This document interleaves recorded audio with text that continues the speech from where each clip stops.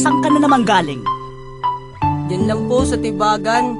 Langya kang bata ka. Anong oras na? Alas 4 po ng umaga. Loko to ah. Parang tuwang-tuwa ka pa. Halika nga dito. Aray ko po. Tama na po, Itay. Tama na po. Teka lang po, Itay, bakit mo ko sinampal?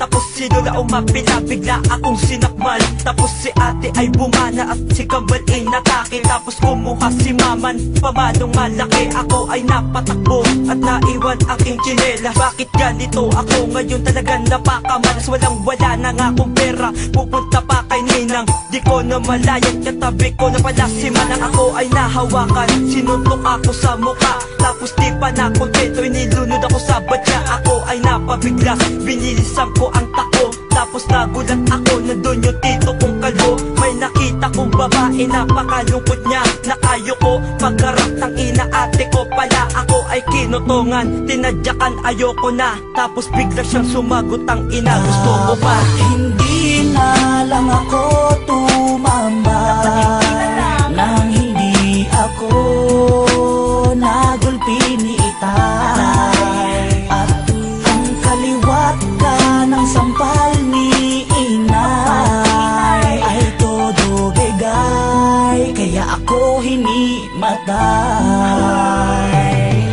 Pag-uwi ko sa aming bahay, nakatimbre na kay nanay na umiinom kami habang kami ay nakatambay. Sabay sa aking tama mga suntok ni Itay, habang 10 oras ng gabi sumisigaw pa ng aray. Sanay, di ko na lamang ginawa ang mga yon. Sa pag-aaral ko na lamang sana nga itinuon. Nang di nagkaganon, tila sumabog ang mayon. Ang intensyon ko lamang sana'y magpasikat lang doon sa tambayan kung saan maraming magandang babae. Pag uwi naman sa bahay, si ina biglang atake na may hawak na pamalo na sinlapad ng pampadel. Ang katwiran ko agad, galing lang po ko ng pork barrel. Napahasel na sapit pa nga ako ng mga tambay. Sabay kaway sa akin habang hawak aking waway. At ito ang sasapitin pag tumambay sa gabi. Mas pipiliin mo na lamang manahimik sa tabi. Hindi na lang ako tumambay nang hindi ako nagulpi ni Itay. At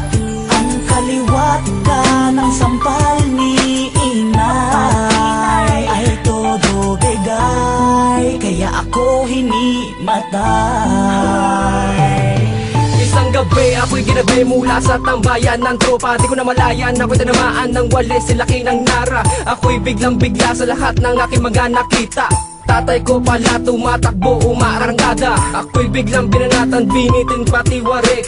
Ako'y kanyang sinakalang dila ko'y lumalawit. Nang ako ay nakakasabay takbo, kumakaripas. Ngunit sa harapan ng nanay ko, ako'y biglang hinampa. Ang maso, saktong-sakto, sa pool talaga ako. Ang laki ng bukol ko, kinapa ko sa noo. Aking bigas, teka po inay, bakit po Itay? Bakit nyo ko ginaganito, unti-unting pinapatay? Ngunit ang sagot nila'y isang suntok, isang tadyak. Nang ako ay tinamaan, ako ay lumagapak. Ayoko nang tumambay sa tambayan ng hating gabi, nang hindi na ako mabugbog ng parents ko muli. Hindi na lang ako tumambay nang hindi ako nagulpi ni Itay. At ang kaliwat ka ng sampal ni Inay ay todo bigay, kaya ako hinimatay. Nung nawala na aking tama at ako'y umuwi sa bahay, bigla lang sumambulit sa malambot na tinapay at kinuha ko. At bigla akong umalis at hindi ko na malayan yung pala ay napanis. At ako'y nabadrip at bigla lang ng bugbog. At nakita ko na kapatid at bigla akong kinuyog. Sapak sa muka at tayak sa may likod. Nang hindi ko na makaya, ako'y napaluhod. At pagkatapos nun, ako nagkaroon ng bigot. Ako'y nalulumbay at umuwi ako sa bahay. At nakita ko ni Erban at saka ni nanay. Bigla akong sinapal, nasa na daw ang tinapay. At sinabi ko, kinuha na ng kapitbahay. Hindi pa rin naniwala at ako'y biglang kinatay. Sa sobrang sakit, daig ko pa ang nabitay. Aray, nabitay, aray. Dapat hindi na lang ako tumambay nang hindi ako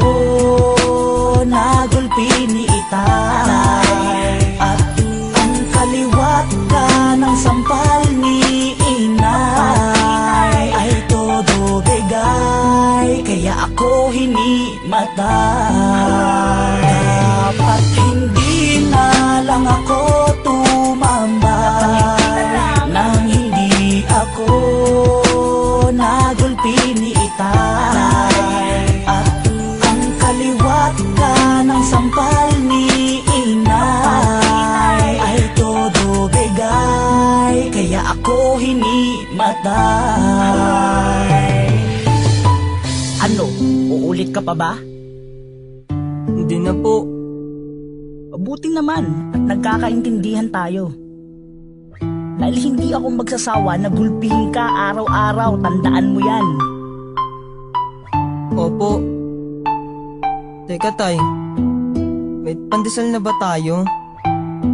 Gutom na ako eh.